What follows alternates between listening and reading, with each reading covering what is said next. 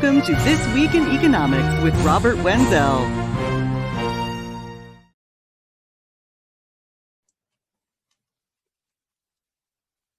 Hello, everyone. It's 7 a.m. in New York, and here in San Francisco, it's still the wee small hours of the morning. But I'm ready to talk economics. So let's get started. Now, the big topic I'm going to discuss today is why your wage increase is mostly a joke. I don't think most people really understand, including most economists, what wage increases generally mean, and what is more significant than wage increases. After you listen to what I have to say about this, I think you're going to understand more about wages than 99% of the population. You're going to be in the top of the top tier of the 1%. But that's a teaser for now. There's a few things I want to discuss before that have to do with This Week in Economics. Up first, Senate Democrats have approved a resolution which is going to lead to Joe Biden's, quote, stimulus, unquote, package that's tabulated at $1.9 trillion. Now, what's important to understand about this package, about the $1.9 trillion, is that the federal government does not have the $1.9 trillion. What essentially is going to happen is the Federal Reserve is going to print the money out of thin air for the most part. Now, they do it in a complex way. The Treasury is going to issue debt, and by law, the Federal Reserve can't go and buy that debt directly. So they go through primary dealers such as Goldman Sachs and Morgan Stanley and the usual crony list. And eventually, it will result in an increase in the money supply of $1.9 trillion. Now, you may think that's a lot of money, and it is a lot of money, except for the fact that last year, I'm talking from January 2020 to the end of January 2020 to the end of January 2021, the money supply climbed from 15.4 trillion to 19.5 trillion. So essentially, you had a $4 trillion increase in the money supply, about a 25% increase last year. That is a huge amount of money. Now, what normally happens when the Federal Reserve pumps in that kind of money, you get to see a boom in assets. So we've got the boom in stock market. The stock market is at or near record highs. We've got housing prices at record highs. Bitcoin is at a near a record high. It's over 14,000 as I'm talking to you right now. So you basically have a situation where the new money is pumped in. A good chunk of it is diverted into Wall Street type activities. Some of it, in this case, was also given to individuals so that the politicians could look like they're doing something for individuals. This is the money last year under the Trump administration.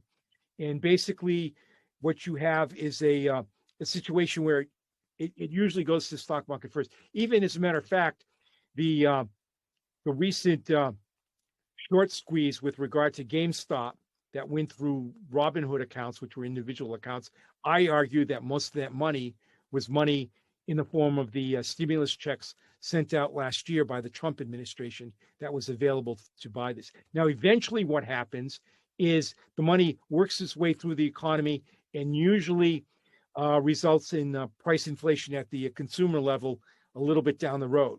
Well, we're almost at that point that is down the road. I'm expecting in the next 3 to 5 months that inflation will hit 3%, and then it's going to go to 5%, and then it'll increase further from there. Now, at 5%, the Federal Reserve will start to get concerned about inflation and start price inflation and start to raise interest rates to quote unquote battle inflation. But right now, the interest rate they control, the Fed funds rate, is between 0 and 0.25%. When inflation is at 5%, they're going to have to raise short-term rates to around 7% to really stop the inflation. And they're not going to do that right away. There's no way they're going to increase interest rates that much that soon.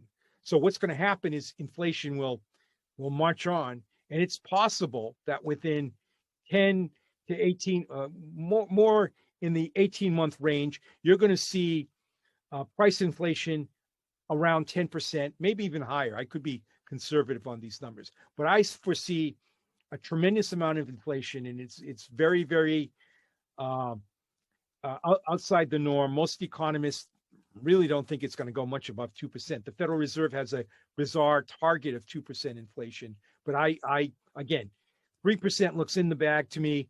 5% is extremely likely, and then the 10% is an outlier, but within 18 months you could see inflation that high. So we're in for some serious inflationary environment in the very, very near future, and it's time to hedge and protect yourself with the inflationary assets, of course, gold and silver. Now, I expect gold and silver to increase at a multiple relative to the price inflation rate.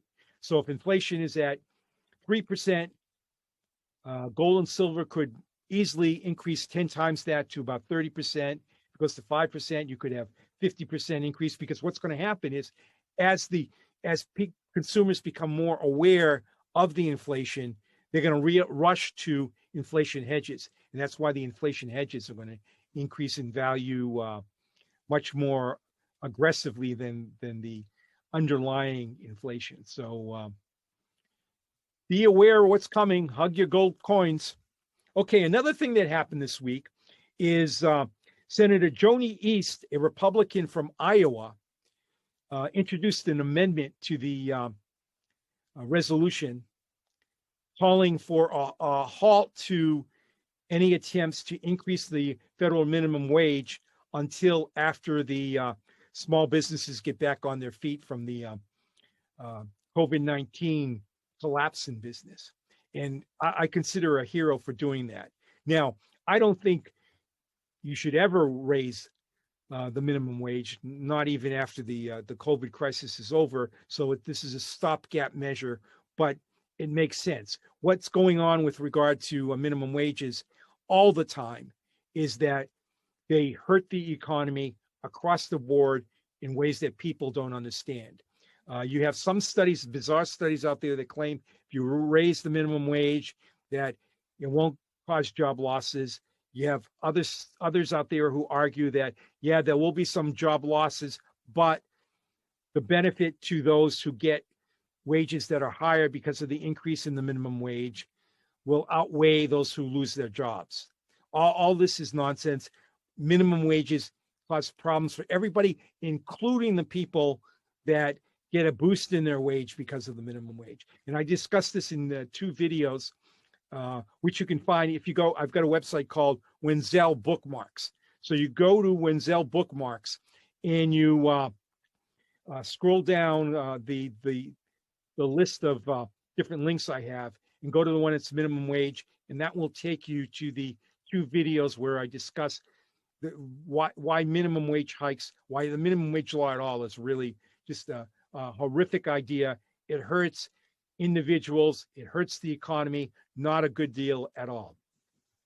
Okay, so now let's get right down to it. Let's talk about why wage increases are mostly a joke. And the reason this topic is coming up because of a question that came in from a listener.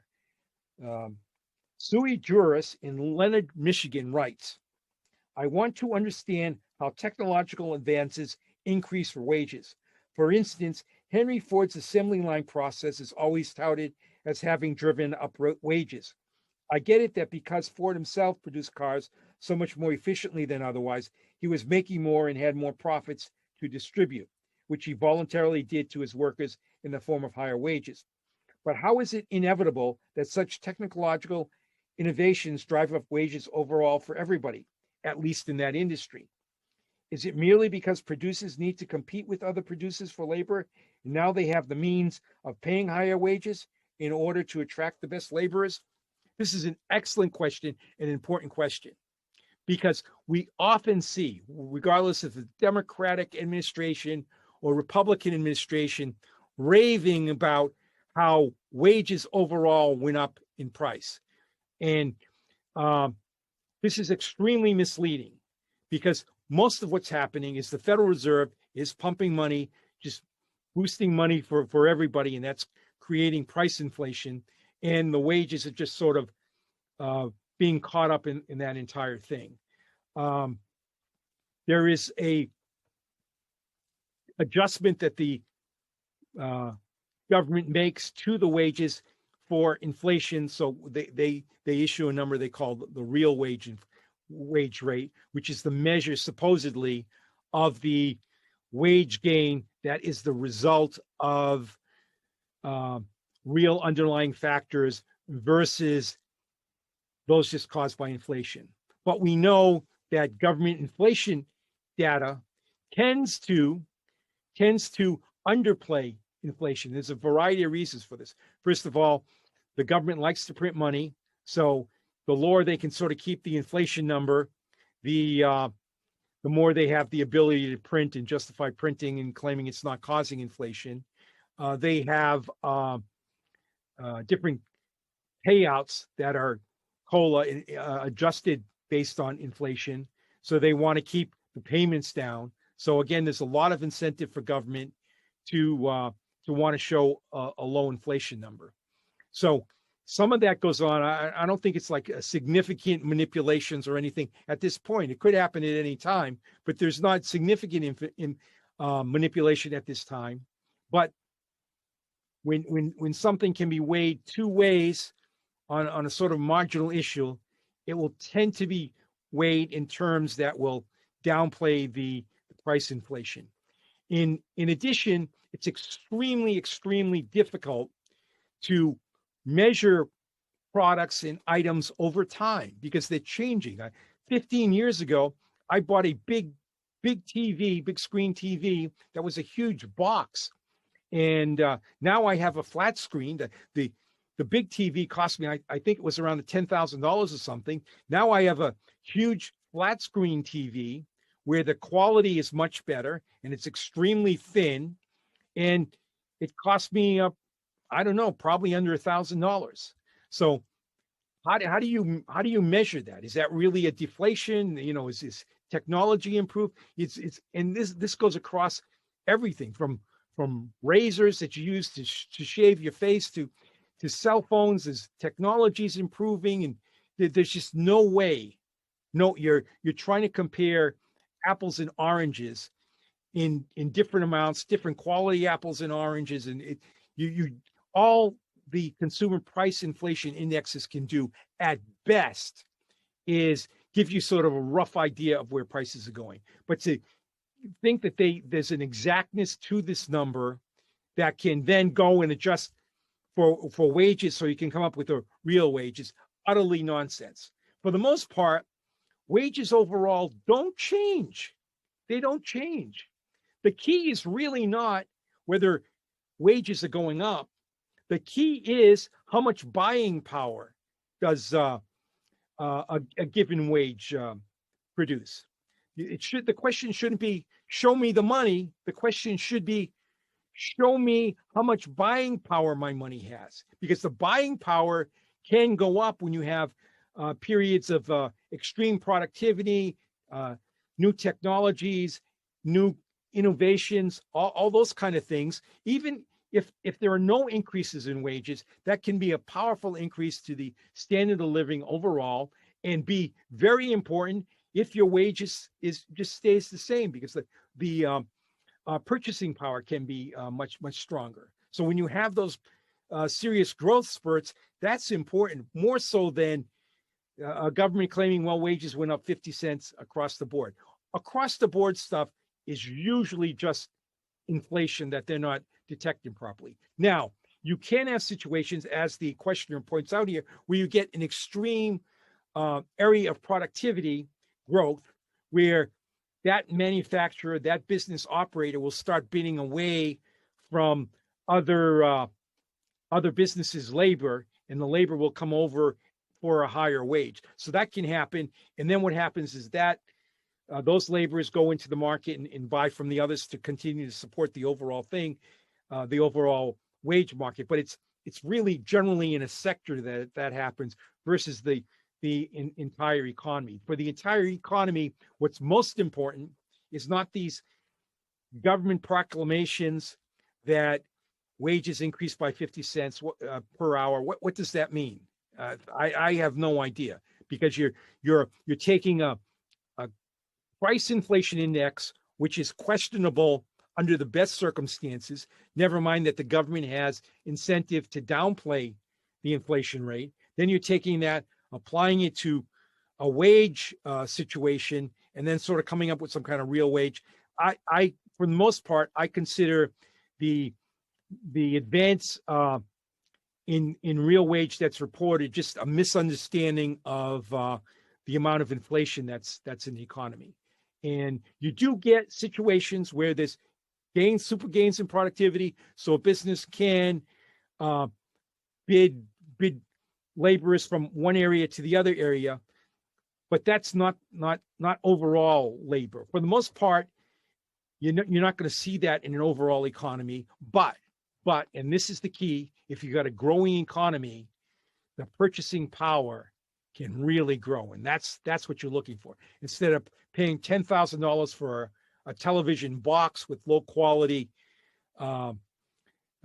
visibility to a television with much better quality screen, thinner, for a lot lower price, that's where you're going to see a noticeable change in your standard of living, when that's across the board, whether it's medical technologies, computer technologies, whatever the case might be. When I was in college, I bought a calculator, a simple calculator that had addition, subtraction, multiplication, division, and square root. And that cost me, I think it was $69. Now you can find that pretty much for free. A lot of businesses will give that away. If you go to a store, it's going to be under $10 to get that kind of calculator. So to the degree a calculator was important for me, I mean, now there's so much other technologies. It's on my cell phone, it's on computers to do these things in much more complex calculations. But to the degree a calculator would still be important to me, my standard of living has gone through the roof, because I can buy that for under $10, and I've got $50 in additional buying power that I can use on something else. So that's the key. The key is not show me the money, show me a phony wage increase, which is just keeping me up with inflation. It's show me the buying power. How much buying power do I have? What's happening in the economy? Is it growing in such a way that productivity is allowed to increase, creativity, innovation is allowed, entrepreneurship is encouraged, that kind of thing. That's what really gets an economy going, even if your wage stays the same. So a very good, very important question. Yes, at the margin, you can get a bidding away from one sector to another sector, and that can happen over time in many sectors. But generally overall, most of the wage increases you're seeing are just a incorrect calculation with regard to what the inflation rate is and how it's applied in these real wage numbers. Don't mean anything. They're just government propaganda for different administrations. And the key is, and it's a very, very, again, complex number to actually calculate, but to understand how your standard of living improves. And by that, you just have to look around and say, wow, 10 years ago, I couldn't. Actually, this whole thing, this is a studio that I have that 10 years ago, in order for me to have this studio, I would have to go to a separate studio location, probably pay $500 an hour to record something like this. And I have lighting, I have microphones, I have the whole thing in my location without having to go anywhere. And that's a tremendous advantage to me. It's a tremendous increase in my ability to be productive. And it's a much, much lower price. I mean, this is not costing me $500 an hour to put this production out. So that's the kind of thing that we need to understand. We need to understand how the money we're getting is improving our standard of living, or is it not?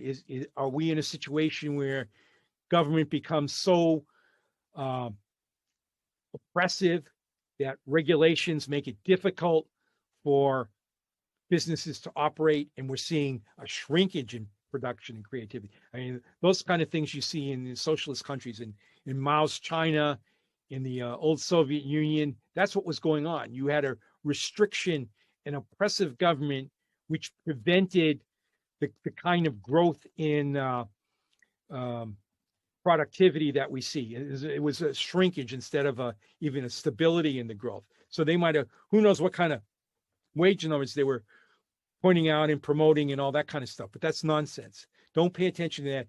Think about your own life and how you're being impacted by different technologies and seeming increases in prices, and where it's not happening. Now, there are some kind of products where the inflation is very, very intense and doesn't seem to be a lot of improvement in productivity.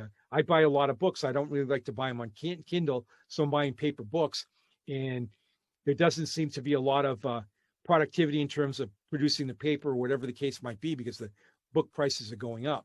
So each person really has a kind of individual consumer price index depending upon what your lifestyle is like. For me, I spend a lot of money on books. I spend money on eating out. Both those are areas where prices are going up. But if someone stays at home, watches TV, and doesn't go out and spend a lot, their living standard could be cost of living could be much, much lower than mine. So it's an individual thing, in addition to it being extremely, extremely difficult to try and get a hard number on that. All we're getting is rough ideas with regard to all these government indexes. Okay, that covers that question, which again I think was a very, very important question.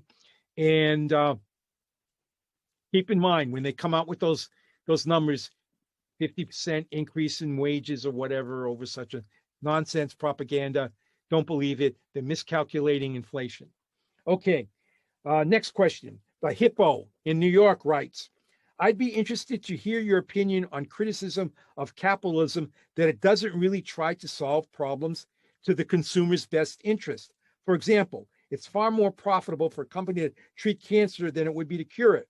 My guess is that you'll respond with something like, capitalism isn't perfect, but it's still the best option we've got, and it might very well be. Well, that's not my answer. My answer is that it's very, very unlikely that you're going to have a situation when there's a free market where you're going to have a limitation on innovation.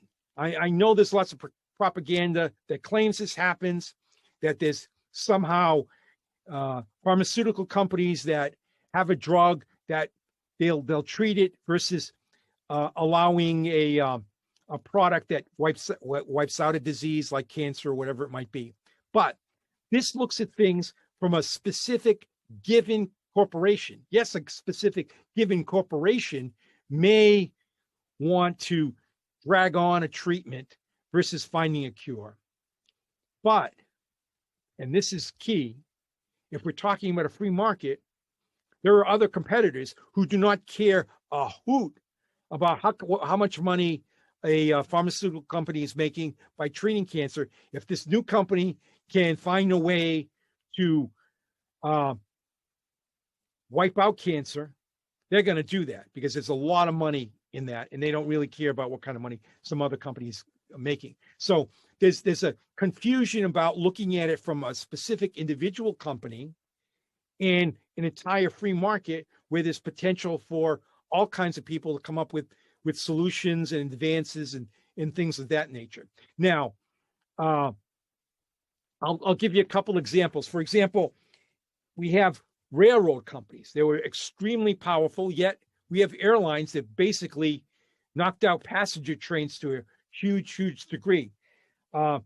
Typewriters. Every office had typewriters all over the place back in the day. Now we have personal computers on the desk. The personal computers wiped out the typewriter industry. The rotary phone companies, the companies that manufactured rotary phones, are completely wiped out by cell phones. So basically, you have a situation where in most cases, when you've got competition, you've got a situation where someone's going to come up with something that is innovative and creative, and they're not going to care about the old school producers and manufacturers. If the old school producers and manufacturers don't keep up with whatever new product comes along that might wipe out the old school gets wiped out. That's the way it is. Now, I hasten to add, if you introduce government into this, that will limit competition. And pharmaceutical company happens to be one of those areas that's extremely heavily regulated. The people that are closest to the regulators will tend to influence the regulators to get them to make it difficult for new competition to come in. So that's not a problem of capitalism. That's a problem of regulators, a problem of the government. It's a problem of central power. If you've got the free market, competitor Z does not care whether B is going to go out of business or not. They're not going to care. And we've seen it time after time. Railroads to airplanes, typewriters to personal computers, and rotary phone companies to cell phones. The new guys take over, and then they have to watch their back for the new competitors down the road. That's the way the world works. Capitalism creates incredible amounts of productivity, new products, new innovation. And it's people that really don't understand that come up with those arguments that, well, a company would not want to find a cure for cancer if they're making all this money in treating cancer over time. Well, yeah, an individual company might do that. But in a world where there's competition, we see every day old school stuff being wiped out and new school stuff coming in, which we all use. That's my show for today. Next week, I've still got a question that's been lingering for a couple of weeks, and I hope I get to it next week. I think I will. It's about Adam Smith. The question is Adam Smith a plagiarist? Was he a plagiarist? And did he really not come up with any original ideas? It'll be an interesting topic. We're going to discuss that next week. Thanks for listening. And by the way, if you have a question, please send it along. I'll try and get to as many as I can in these podcasts. Email it to thisweek@epjmail.com. That's thisweek@epjmail.com. Now, be sure to check out my website, economicpolicyjournal.com, where I discuss the economy every day, Monday through Friday, and then on the weekend. I don't stop. There's posts going up all the time. That's economicpolicyjournal.com. Thanks for listening. Talk to you next week.